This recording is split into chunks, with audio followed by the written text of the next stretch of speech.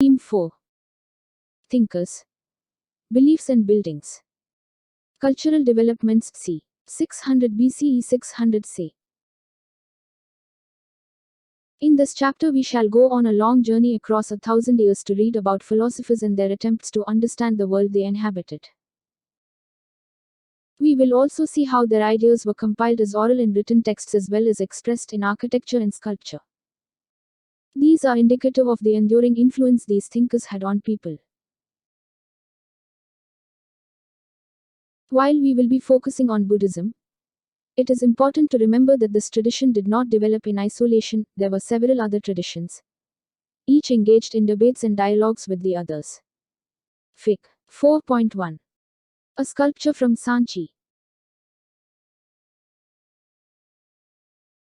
The sources that historians use to reconstruct this exciting world of ideas and beliefs include Buddhist, Jaina and Brahmanical texts, as well as a large and impressive body of material remains including monuments and inscriptions.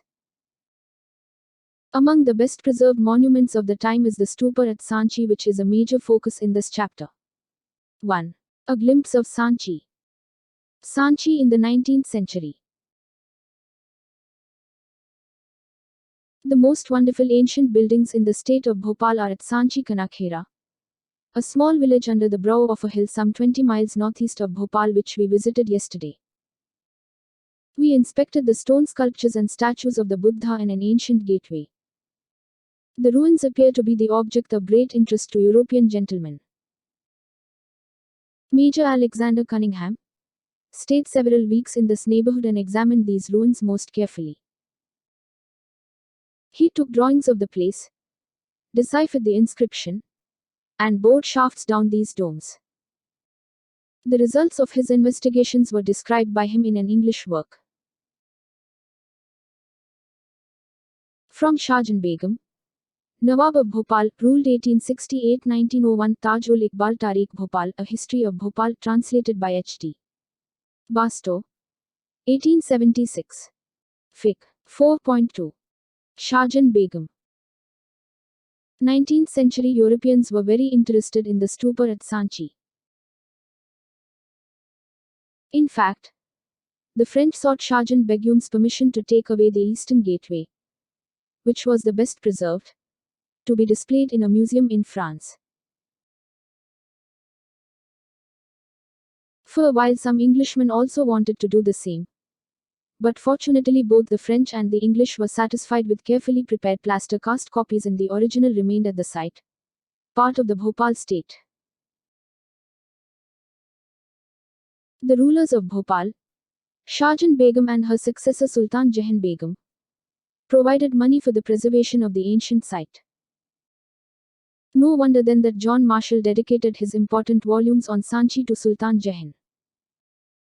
She funded the museum that was built there as well as the guest house where he lived and wrote the volumes. She also funded the publication of the volumes. So if the stupa complex has survived, it is in no small measure due to wise decisions, and to good luck in escaping the eyes of railway contractors, builders, and those looking for finds to carry away to the museums of Europe. One of the most important Buddhist centers, the discovery of Sanchi has vastly transformed our understanding of early Buddhism. Today it stands testimony to the successful restoration and preservation of a key archaeological site by the Archaeological Survey of India. Fic. 4.3. The Great Stupa at Sanchi. If you travel from Delhi to Bhopal by train, you will see the majestic stupa complex on top of a hill, crowning it as it were. If you request the guard, he will stop the train at the little station of Sanchi for 2 minutes, enough time for you to get down. As you climb up the hill you can see the complex of structures, a large mound and other monuments including a temple built in the 5th century. Discuss. Compare what Shahjahan Begum described with what you see in Fic. 4.3. What similarities and differences do you notice? But what is the significance of this monument? Why was the mound built and what did it contain? Why is there a stone railing around it? Who built the complex or paid for its construction? When was it discovered? There is a fascinating story that we can uncover at Sanchi, for which we must combine information from texts, sculpture, architecture, and inscriptions. Let us begin by exploring the background of the early Buddhist tradition. 2. The background. Sacrifices and debates. The mid-1st millennium BCE is often regarded as a turning point in world history. It saw the emergence of thinkers such as Zarathustra in Iran, Kongzi in China, Socrates, Plato and Aristotle in Greece, and Mahavira and Gautam Buddha, among many others, in India. They tried to understand the mysteries of existence and the relationship between human beings and the cosmic order. This was also the time when new kingdoms and cities were developing and social and economic life was changing in a variety of ways in the Ganga Valley, chapters 2 and 3. These thinkers attempted to understand these developments as well. 2.1 The sacrificial tradition. There were several pre-existing traditions of thought, religious belief and practice, including the early Vedic tradition, known from the Rig Veda, compiled between c. 1500 and 1000 BCE. The Rigveda consists of hymns in praise of a variety of deities, especially Agni, Indra and Soma. Many of these hymns were chanted when sacrifices were performed, where people prayed for cattle, sons, good health, long life, etc. At first, sacrifices were performed collectively. Later, c. 1000 BCE 500 BCE onwards, some were performed by the heads of households for the well-being of the domestic unit. More elaborate sacrifices, such as the Rajasuya and Ashwamedha, were performed by chiefs and kings who depended on Brahmana priests to conduct the ritual. Source 1. A prayer to Agni. Here are two verses from the Rigveda invoking Agni, the god of fire, often identified with the sacrificial fire, into which offerings were made so as to reach the other deities. Bring, O strong one, the sacrifice of ours to the gods, O wise one, as a liberal giver. Bestow on us, O priest, abundant food. Agni, obtain, by sacrificing, mighty wealth for us. Procure, O Agni, forever to him who prays to you the gift of nourishment, the wonderful cow. May a son be ours, offspring that continues our line. Verses such as these were composed in a special kind of Sanskrit, known as Vedic Sanskrit. They were taught orally to men belonging to priestly families. List the objectives of the sacrifice. 2.2 New questions. Many ideas found in the Upanishads c. 6th century BCE onwards show that people were curious about the meaning of life, the possibility of life after death, and rebirth. Was rebirth due to past actions? Such issues were hotly debated. Thinkers were concerned with understanding and expressing the nature of the ultimate reality. And others, outside the Vedic tradition, asked whether or not there even was a single ultimate reality. People also began speculating on the significance of the sacrificial tradition. 2.3 Debates and discussions. We get a glimpse of lively discussions and debates from Buddhist texts, which mention as many as 64 sects or schools of thought. Teachers traveled from place to place, trying to convince one another as well as laypersons about the validity of their philosophy or the way they understood the world. Debates took place in the Kutagarashala, literally, a hut with a pointed roof, or in groves where traveling mendicants halted. If a philosopher succeeded in convincing one of his rivals, the followers of the latter also became his disciples. So support for any particular sect could grow and shrink over time. Many of these teachers, including Mahavira and the Buddha, questioned the authority of the Vedas. They also emphasized individual agency, suggesting that men and women could strive to attain liberation from the trials and tribulations of worldly existence. This was in marked contrast to the Brahminical position, wherein, as we have seen, an individual's existence was thought to be determined by his or her birth in a specific caste or gender. Verses from the Upanishads. Here are two verses from the Chandogya Upanishad, a text composed in Sanskrit c. 6th century BCE. The nature of the self. This self of mine within the heart is smaller than paddy or barley or mustard or millet or the kernel of a seed of millet. This self of mine within the heart is greater than the earth, greater than the intermediate space, greater than heaven, greater than these worlds. The true sacrifice.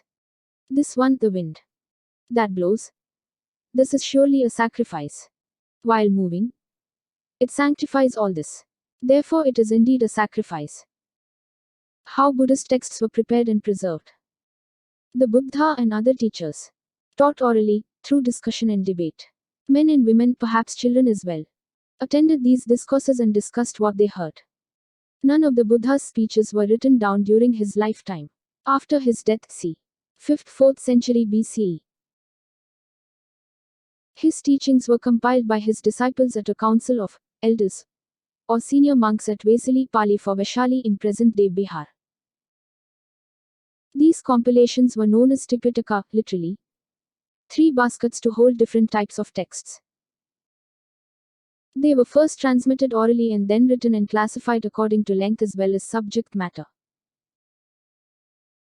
The Vinay Pitaka included rules and regulations for those who joined the Sangha or monastic order. The Buddha's teachings were included in the Sutta Pitaka. And the Abhidhamma Pitaka dealt with philosophical matters. Each Pitaka comprised a number of individual texts. Later, commentaries were written on these texts by Buddhist scholars. As Buddhism traveled to new regions such as Sri Lanka, other texts such as the Dipavamsa, literally the Chronicle of the Island, and Mahavansa, the Great Chronicle, were written, containing regional histories of Buddhism. Many of these works contain biographies of the Buddha. Some of the oldest texts are in Pali, while later compositions are in Sanskrit. When Buddhism spread to East Asia, pilgrims such as Faxian and Shanzang traveled all the way from China to India in search of texts. These they took back to their own country, where they were translated by scholars. Indian Buddhist teachers also traveled to faraway places, carrying texts to disseminate the teachings of the Buddha. Buddhist texts were preserved in manuscripts for several centuries in monasteries in different parts of Asia. Modern translations have been prepared from Pali, Sanskrit, Chinese and Tibetan texts. Fig. 4.4. A Buddhist manuscript in Sanskrit, c. 12th century. Fatalists and Materialists. Here is an excerpt from the Sutta Pitaka, describing a conversation between King Ajatasattu, the ruler of Magadha, and the Buddha. On one occasion, King Ajatasattu visited the Buddha and described what another teacher, named Makhali Goshala, had told him. Though the wise should hope, by this virtue, by this penance I will gain karma, and the fool should by the same means hope to gradually rid himself of his karma, neither of them can do it. Pleasure and pain, measured out as it were, cannot be altered in the course of samsara transmigration. It can neither be lessened or increased, just as a ball of string will when thrown unwind to its full length. So fool and wise alike will take their course and make an end of sorrow. And this is what a philosopher named Ajita Kesakambalin taught. There is no such thing, O king, as alms or sacrifice, or offerings. There is no such thing as this world or the next. A human being is made up of the four elements. When he dies, the earthy in him returns to the earth, the fluid to water, the heat to fire, the windy to air, and his senses pass into space. The talk of gifts is a doctrine of fools, an empty lie. Fools and wise alike are cut off and perish. They do not survive after death. The first teacher belonged to the tradition of the Ajivikas. They have often been described as fatalists, those who believe that everything is predetermined. The second teacher belonged to the tradition of the Lokaitas, usually described as materialists. Texts from these traditions have not survived, so we know about them only from the works of other traditions.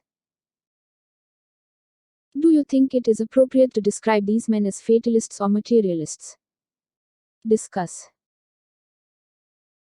What are the problems in reconstructing histories of ideas and beliefs when texts are not available or have not survived? 3. Beyond worldly pleasures, the message of Mahavira. The basic philosophy of the Jainas was already in existence in North India before the birth of Vardhamana, who came to be known as Mahavira, in the 6th century BCE. According to Jaina tradition, Mahavira was preceded by 23 other teachers or Tirthankaras, literally, those who guide men and women across the river of existence. The most important idea in Jainism is that the entire world is animated. Even stones, rocks and water have life. Non-injury to living beings, especially to humans, animals, plants and insects, is central to Jaina philosophy. In fact, the principle of ahimsa, emphasized within Jainism, has left its mark on Indian thinking as a whole. According to Jaina teachings, the cycle of birth and rebirth is shaped through karma. Asceticism and penance are required to free oneself from the cycle of karma. This can be achieved only by renouncing the world. Therefore, monastic existence is a necessary condition of salvation. Jaina monks and nuns took 5 vows: to abstain from killing, stealing and lying, to observe celibacy, and to abstain from possessing property. Fic. 4.5. An image of a Tirthankara from Mathura, c. 3rd century say. The world beyond the palace. Just as the Buddha's teachings were compiled by his followers, the teachings of Mahavira were also recorded by his disciples. These were often in the form of stories, which could appeal to ordinary people. Here is one example, from a Prakrit text known as the Uttaradhyayana Sutta, describing how a queen named Kamalavati tried to persuade her husband to renounce the world.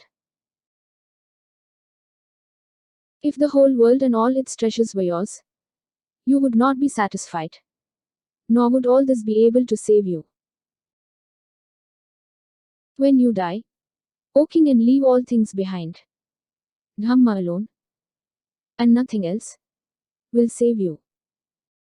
As a bird dislikes the cage, so do I dislike the world. I shall live as a nun without offspring, without desire, without the love of gain, and without hatred.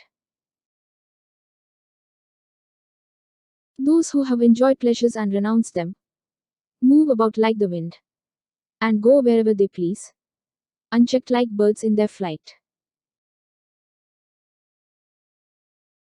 Leave your large kingdom, abandon what pleases the senses, be without attachment and property, then practice severe penance, being firm of energy. Which of the arguments advanced by the Queen do you find most convincing? Discuss. Is ahimsa relevant in the 21st century? 3.1 The spread of Jainism.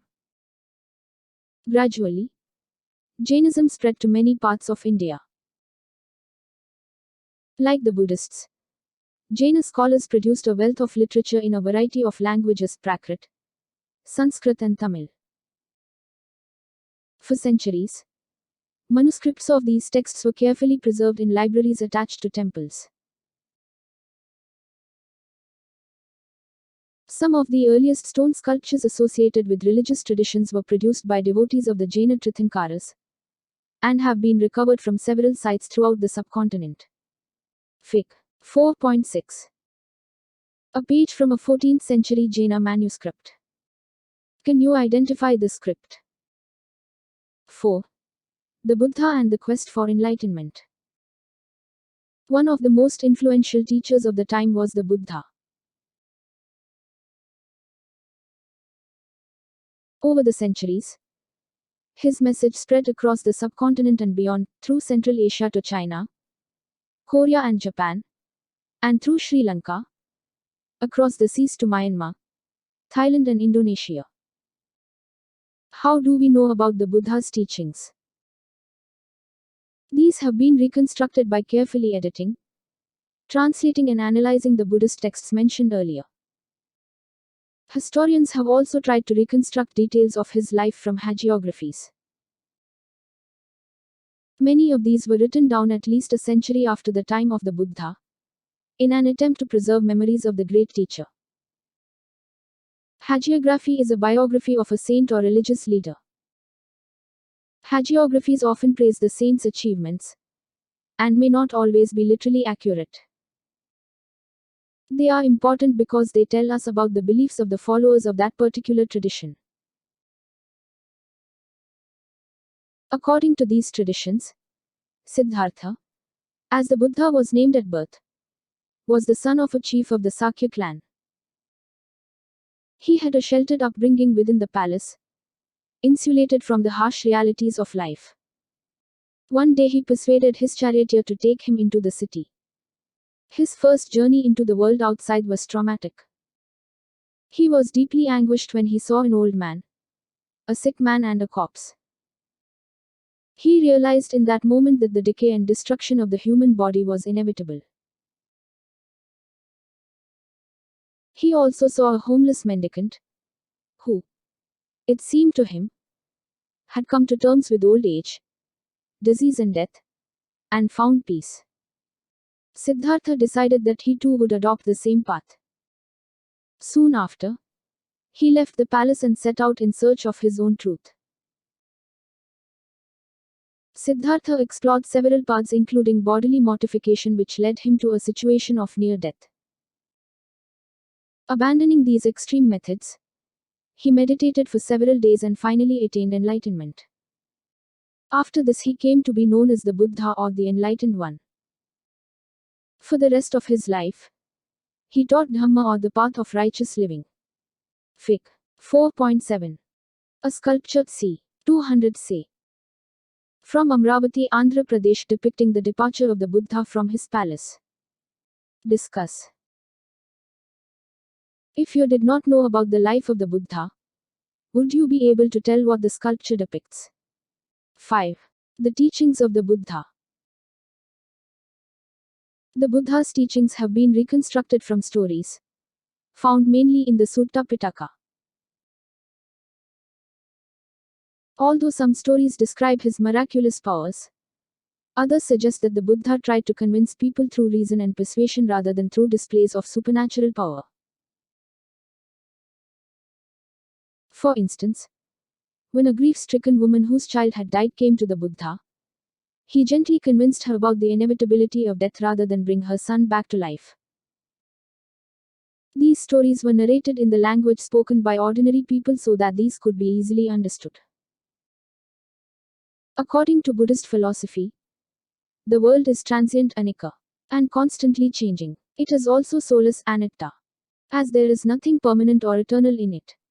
Within this transient world, sorrow, dukkha, is intrinsic to human existence. It is by following the path of moderation between severe penance and self-indulgence that human beings can rise above these worldly troubles. In the earliest forms of Buddhism, whether or not God existed was irrelevant. Buddhism in practice. This is an excerpt from the Sutta Pitaka, and contains the advice given by the Buddha to a wealthy householder named Sigala. In 5 ways should a master look after his servants and employees. By assigning them work according to their strength. By supplying them with food and wages. By tending them in sickness. By sharing delicacies with them and by granting leave at times. In 5 ways should the clansman look after the needs of summoners, those who have renounced the world. And Brahmanas. By affection in act and speech and mind. By keeping open house to them and supplying their worldly needs. There are similar instructions to Sigala about how to behave with his parents, teacher and wife. Suggest what the instructions regarding parents, teacher and wife may have been. Discuss. Compare the Buddha's advice to Sigala with Ashoka's advice to his subjects. Chapter 2. Do you notice any similarities and differences? The Buddha regarded the social world as the creation of humans rather than of divine origin. Therefore, he advised kings and Gahapatists, see also chapter 2, to be humane and ethical. Individual effort was expected to transform social relations.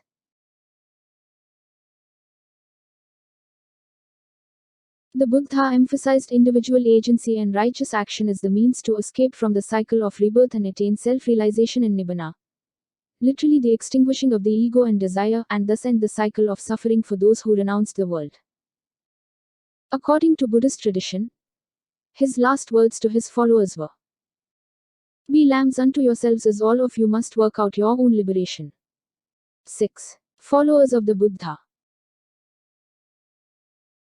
Soon there grew a body of disciples of the Buddha and he founded a Sangha, an organization of monks who too became teachers of Dhamma. These monks lived simply, possessing only the essential requisites for survival, such as a bowl to receive food once a day from the laity. As they lived on alms, they were known as bhikkhus. Initially, only men were allowed into the Sangha, but later women also came to be admitted. According to Buddhist texts, this was made possible through the mediation of Ananda, one of the Buddha's dearest disciples, who persuaded him to allow women into the Sangha. The Buddha's foster mother, Mahapajapati Gotami, was the first woman to be ordained as a bhikkhuni. Many women who entered the Sangha became teachers of Dhamma and went on to become theras, or respected women who had attained liberation. The Buddha's followers came from many social groups. They included kings, wealthy men and Gahapatis, and also humbler folk, workers, slaves and craftspeople. Once within the Sangha, all were regarded as equal, having shed their earlier social identities on becoming bhikkhus and bhikkhunis.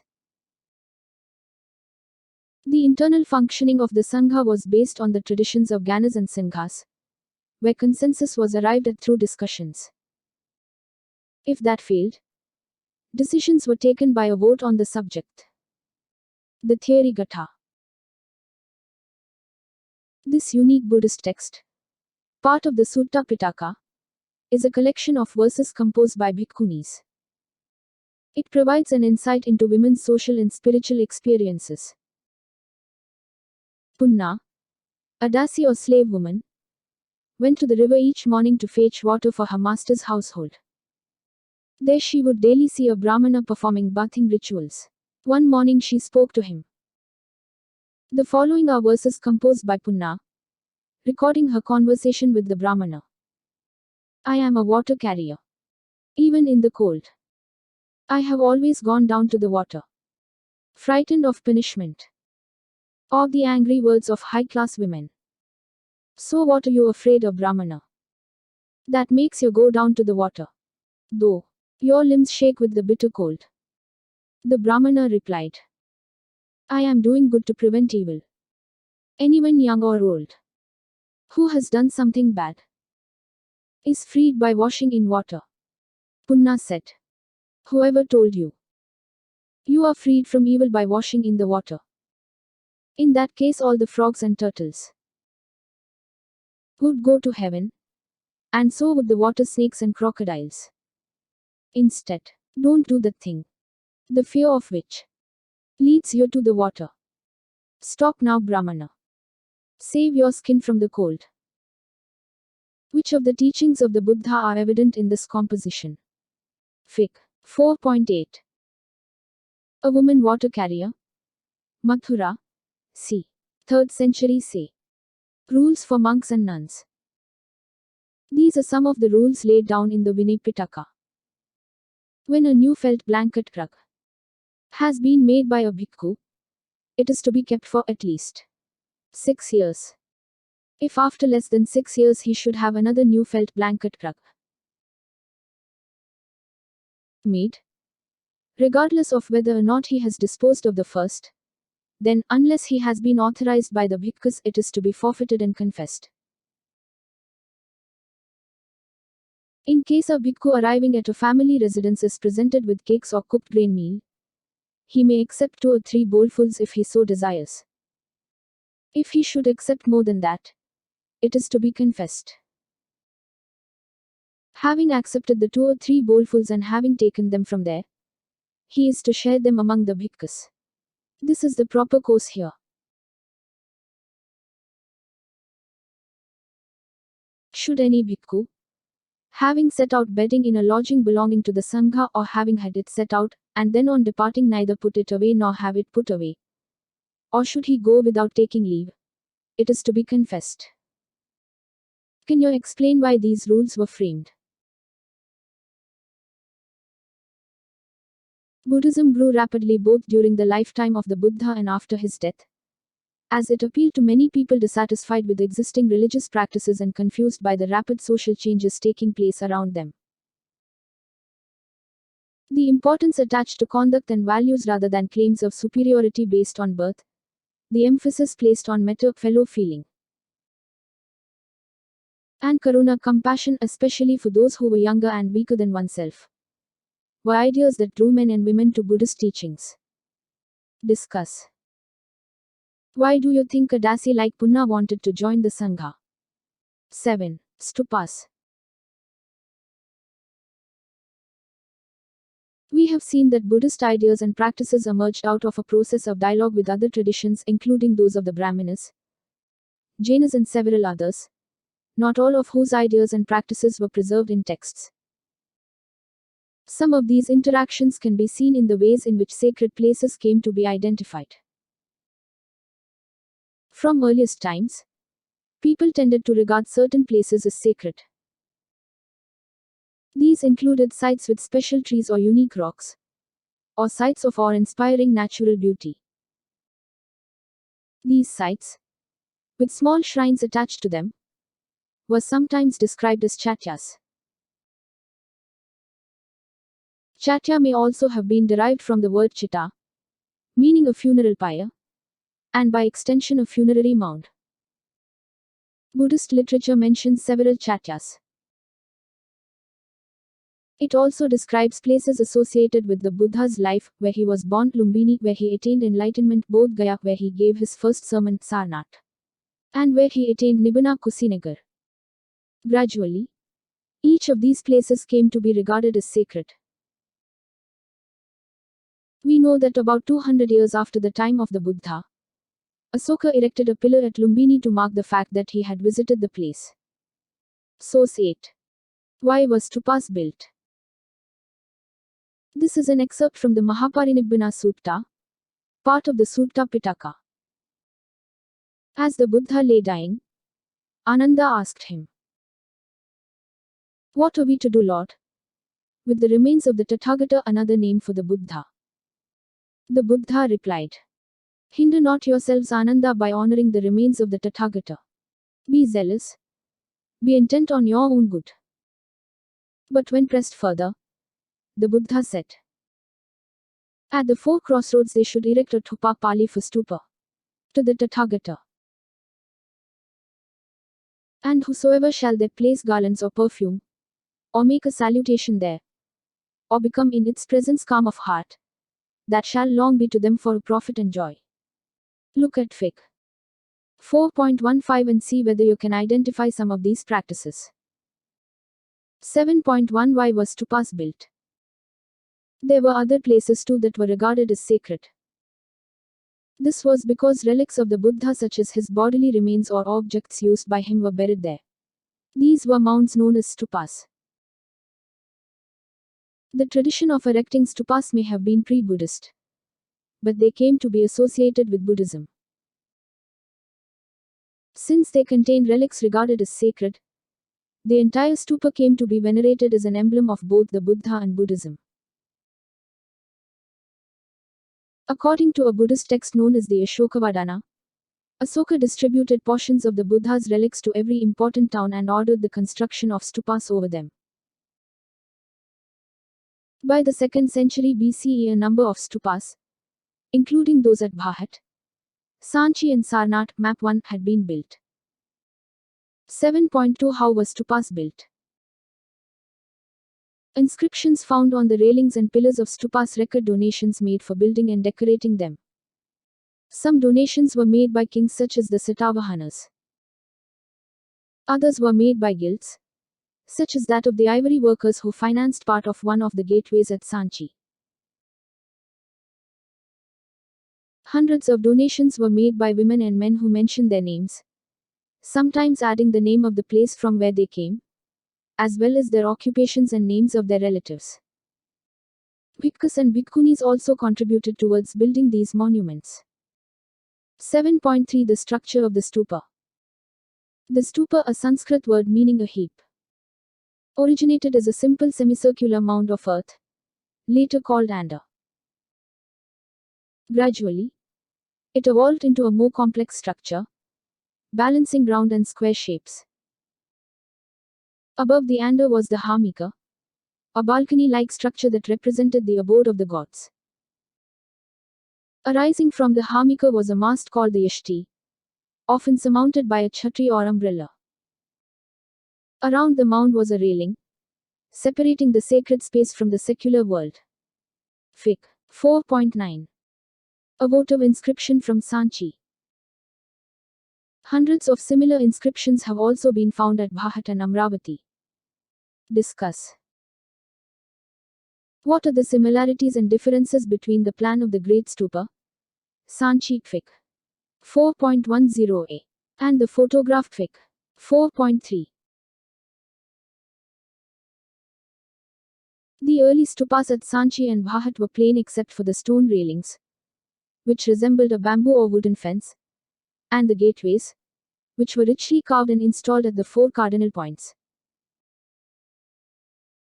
Worshippers entered through the eastern gateway and walked around the mound in a clockwise direction, keeping the mound on the right, imitating the sun's course through the sky.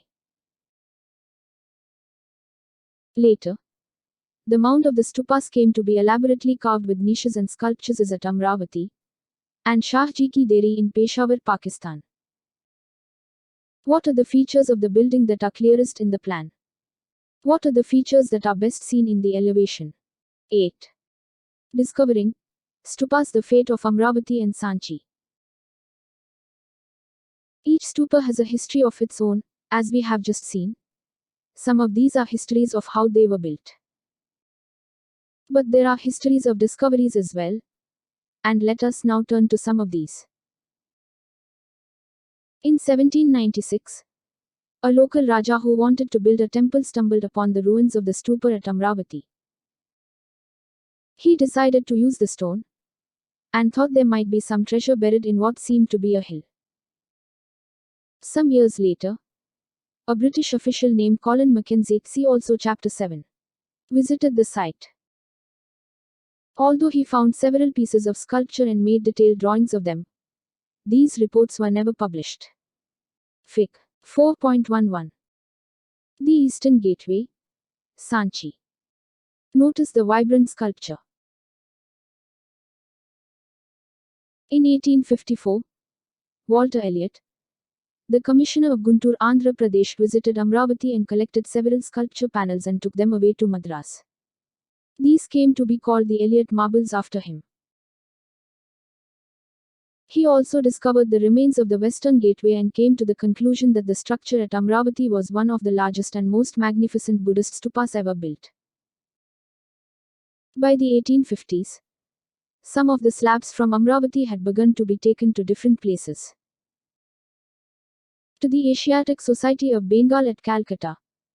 To the India office in Madras and some even to London. It was not unusual to find these sculptures adorning the gardens of British administrators. In fact, any new official in the area continued to remove sculptures from the site on the grounds that earlier officials had done the same. One of the few men who had a different point of view was an archaeologist named H.H. Cole. He wrote, "It seems to me a suicidal and indefensible policy to allow the country to be looted of original works of ancient art." He believed that museums should have plaster cast facsimiles of sculpture, whereas the originals should remain where they had been found. Unfortunately, Cole did not succeed in convincing the authorities about Amravati, although his plea for in situ preservation was adopted in the case of Sanchi. Why did Sanchi survive while Amravati did not? Perhaps Amravati was discovered before scholars understood the value of the finds and realized how critical it was to preserve things where they had been found instead of removing them from the site. When Sanchi was discovered in 1818, 3 of its 4 gateways were still standing. The 4th was lying on the spot where it had fallen and the mound was in good condition. Even so, it was suggested that the gateway be taken to either Paris or London. Finally, a number of factors helped to keep Sanchi as it was, and so it stands, whereas the Mahachatya at Amravati is now just an insignificant little mound, totally denuded of its former glory. Discuss. Read section 1 again. Give your reasons why Sanchi survived. In situ means on the spot. Fic. 4.12. A section of the gateway. Do you think the sculptors at Sanchi wanted to depict a scroll being unfurled? 9. Sculpture. We have just seen how sculptures were removed from stupas and transported all the way to Europe. This happened partly because those who saw them considered them to be beautiful and valuable, and wanted to keep them for themselves. Let us look at some of these more closely. 9.1 Stories in stone. You may have seen wandering storytellers carrying scrolls, charana chitras, of cloth or paper with pictures on them and pointing to the pictures as they tell the story. Fic. 4.13. A part of the northern gateway. Look at figure 4.13. At first sight, the sculpture seems to depict a rural scene, with thatched huts and trees. However, art historians who have carefully studied the sculpture at Sanchi identify it as a scene from the Vesantara Jatak. This is a story about a generous prince who gave away everything to a Brahmana, and went to live in the forest with his wife and children. As you can see in this case, historians often try to understand the meaning of sculpture by comparing it with textual evidence. 9.2 Symbols of worship.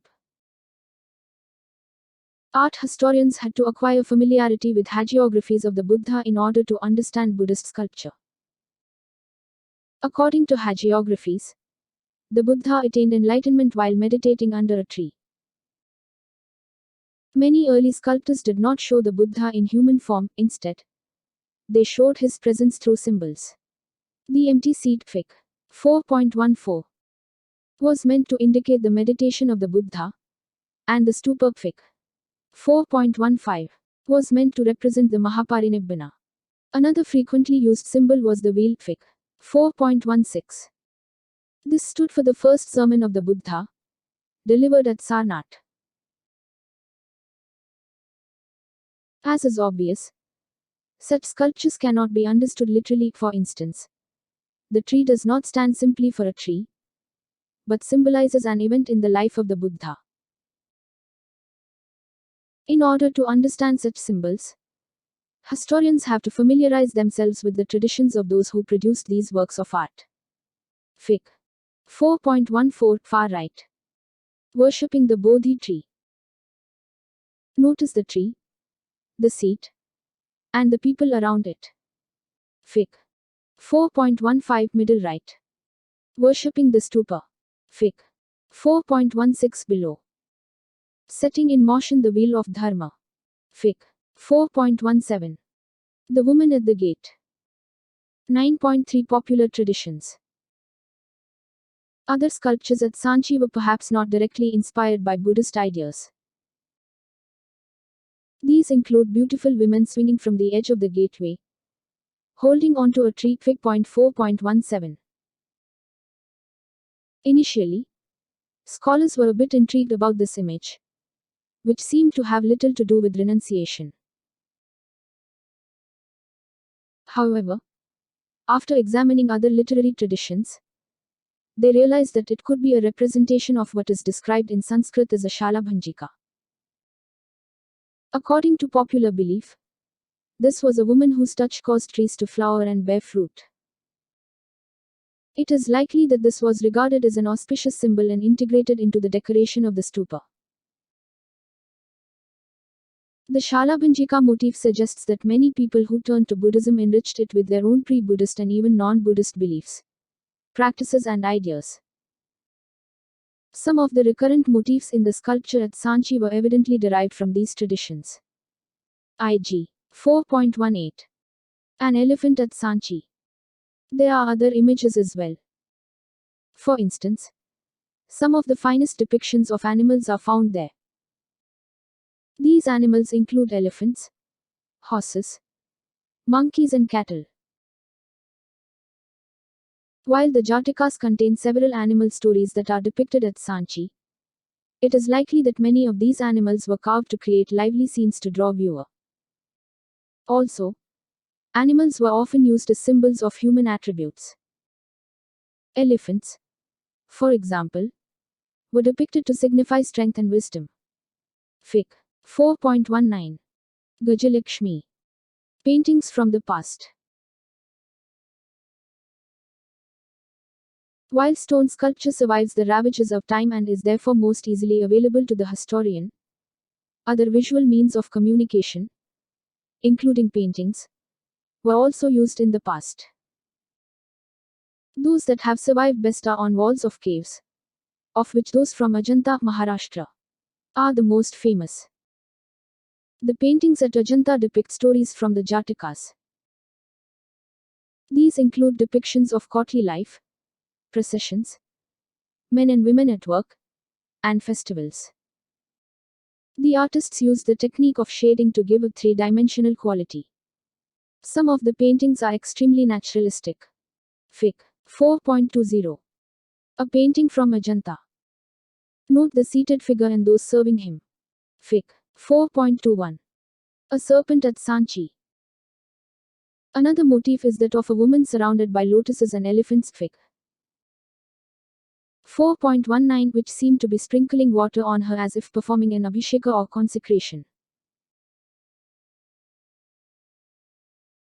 While some historians identify the figure as Maya, the mother of the Buddha, others identify her with a popular goddess, Gajalakshmi, literally, the goddess of good fortune who is associated with elephants. It is also possible that devotees who saw these sculptures identified the figure with both Maya and Gajalakshmi. Consider 2. The serpent, which is found on several pillars. Fig. 4.21. This motif seems to be derived from popular traditions, which were not always recorded in texts. Interestingly, one of the earliest modern art historians, James Ferguson, considered Sanchi to be a center of tree and serpent worship. He was not familiar with Buddhist literature, most of which had not yet been translated, and arrived at this conclusion by studying only the images on their own. Discuss. Bone, terracotta and metal can also be used for sculpture. Find out more about these. 10. New religious traditions. 10.1 The development of Mahayana Buddhism. By the 1st century CE, there is evidence of changes in Buddhist ideas and practices. Early Buddhist teachings had given great importance to self-effort in achieving nibbana. Besides, the Buddha was regarded as a human being who attained enlightenment and nibbana through his own efforts. However, gradually the idea of a savior emerged. It was believed that he was the one who could ensure salvation. Simultaneously, the concept of the bodhisattva also developed. Bodhisattvas were perceived as deeply compassionate beings who accumulated merit through their efforts but used this not to attain nibbana and thereby abandon the world, but to help others. The worship of images of the Buddha and Bodhisattvas became an important part of this tradition. This new way of thinking was called Mahayana, literally, the great vehicle. Those who adopted these beliefs describe the older tradition as Hinayana or the lesser vehicle. Hinayana or Theravada. Supporters of Mahayana regarded other Buddhists as followers of Hinayana. However, followers of the older tradition describe themselves as Theravadins, that is, those who followed the path of old, respected teachers, the Theras. Fic. 4.22. An image of the Buddha from Mathura, c. 1st century c. 10.2 The growth of Puranic Hinduism. The notion of a savior was not unique to Buddhism. We find similar ideas being developed in different ways within traditions that we now consider part of Hinduism. These included Vaishnavism, a form of Hinduism within which Vishnu was worshipped as the principal deity, and Shaivism, a tradition within which Shiva was regarded as the chief god, in which there was growing emphasis on the worship of a chosen deity. In such worship, the bond between the devotee and the god was visualized as one of love and devotion, or bhakti. In the case of Vaishnavism, cults developed around the various avatars or incarnations of the deity. 10 avatars were recognized within the tradition. These were forms that the deity was believed to have assumed in order to save the world whenever it was threatened by disorder and destruction because of the dominance of evil forces. It is likely that different avatars were popular in different parts of the country. Recognizing each of these local deities as a form of Vishnu was one way of creating a more unified religious tradition. Some of these forms were represented in sculptures, as were other deities. Shiva, for instance, was symbolized by the linga, although he was occasionally represented in human form too. All such representations depicted a complex set of ideas about the deities and their attributes through symbols such as headdresses, ornaments and ayodhas, weapons or auspicious objects the deities hold in their hands, how they are seated, etc. Fic. 4.23. The Varaha or boar avatar of Vishnu rescuing the earth goddess. I hold Karnataka, c. 6th century say. What does the proportion of the figures suggest? To understand the meanings of these sculptures, historians have to be familiar with the stories behind them, many of which are contained in the Puranas, compiled by Brahmanas by about the middle of the first millennium c. They contain much that had been composed and been in circulation for centuries, including stories about gods and goddesses. Generally, they were written in simple Sanskrit verse, and were meant to be read aloud to everybody, including women and Shudras, who did not have access to Vedic learning. Fic. 4.24. An image of Durga. Mahabalipuram, Tamil Nadu, c. 6th century say. Identify the ways in which the artists have depicted movement. Find out more about the story depicted in this sculpture. Much of what is contained in the Puranas evolved through interaction amongst people, priests, merchants, and ordinary men and women who traveled from place to place sharing ideas and beliefs. We know, for instance, that Vasudeva Krishna was an important deity in the Mathura region. Over centuries, his worship spread to other parts of the country as well. 10.3 Building temples. Around the time that the stupas at sites such as Sanchi were acquiring their present form, the first temples to house images of gods and goddesses were also being built. The early temple was a small square room, called the Garbhagriha, with a single doorway for the worshipper to enter and offer worship to the image.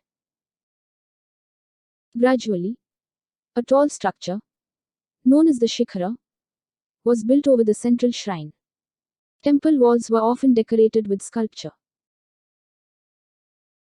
Later temples became far more elaborate, with assembly halls, huge walls and gateways, and arrangements for supplying water. See also Chapter 7. Fiqh 4.25.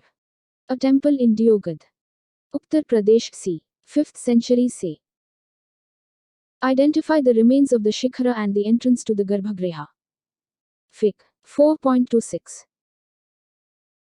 Vishnu reclining on the serpent Sheshnag. Sculpture from Deogad, Uttar Pradesh c. 5th century c.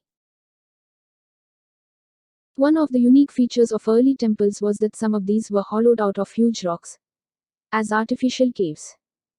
The tradition of building artificial caves was an old one.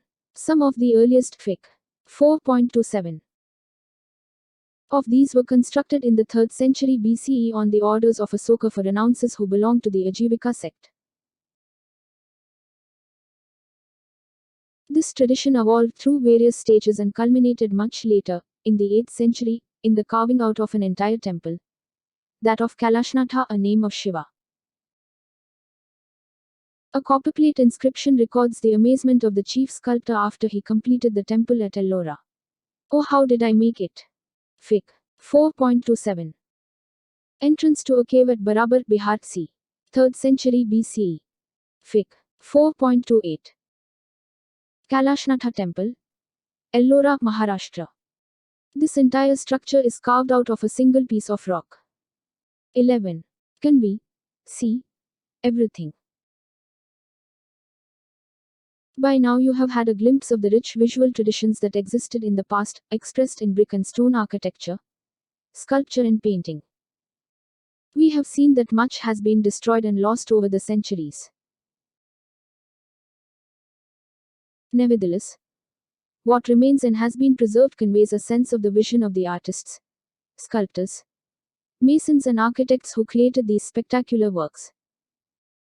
Yet, do we always automatically understand what they wanted to convey? Can we ever know what these images meant to people who saw them and venerated them about 2000 years ago? 11.1 Grappling with the unfamiliar. It will be useful to recall that when 19th century European scholars first saw some of the sculptures of gods and goddesses, they could not understand what these were about.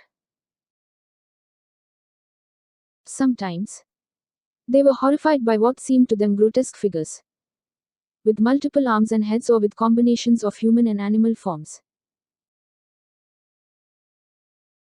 These early scholars tried to make sense of what appeared to be strange images by comparing them with sculpture with which they were familiar, that from ancient Greece. While they often found early Indian sculpture inferior to the works of Greek artists, they were very excited when they discovered images of the Buddha and Bodhisattvas that were evidently based on Greek models.